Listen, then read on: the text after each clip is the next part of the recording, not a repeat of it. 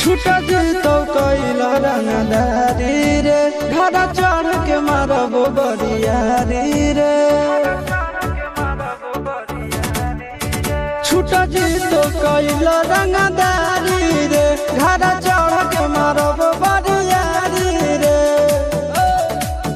तोरा बाप के न तोरा दादा के चिन्हबो बेटा सब गोली मारबो ताएबो के न तोरा बाप के न तोरा दादा के चिन्हबो बेटा सब गोली मारबो ताएबो के न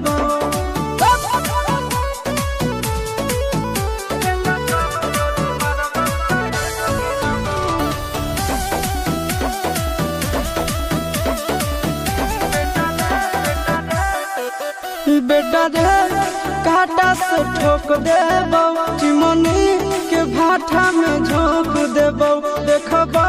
कवन बाप बचैतौ तोरा प्रशासन के गाड़ी भी रोक देबो बेटा जी सुनो बेटा रे काटा से ठोक देबो चिमनी के भाटा में झोंक देबो देखबो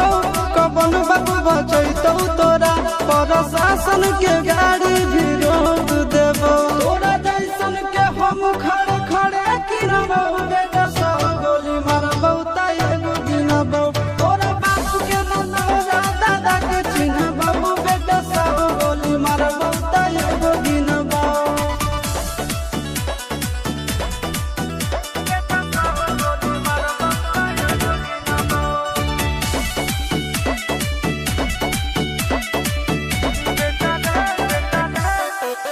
बेटा रे